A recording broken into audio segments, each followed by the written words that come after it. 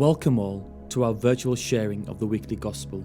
As we prepare to listen to the sacred scriptures, let us quiet our hearts and minds, ready to receive the word of God. May these words guide us in our journey of faith.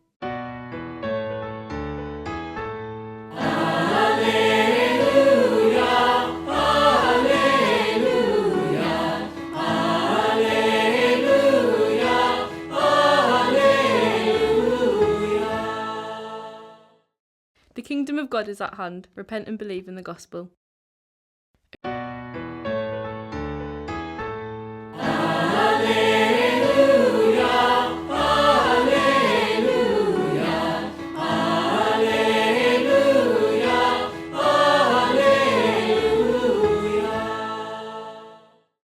A reading from the Holy Gospel according to Matthew. Glory to you, O Lord.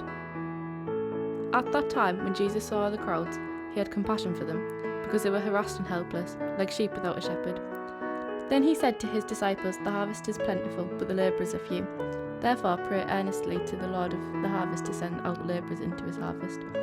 And he called to them his 12 disciples and gave them authority over unclean spirits, to cast them out and to heal every disease and every affliction.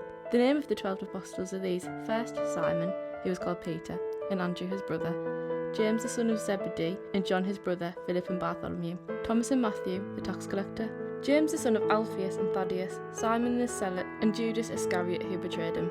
These 12 Jesus sent out, instructing them, Go nowhere among the Gentiles and enter no town of the Samaritans, but go rather to the lost sheep of the house of Israel, and proclaim as you go, saying, The kingdom of heaven is at hand. Heal the sick, raise the dead, cleanse lepers, cast out demons.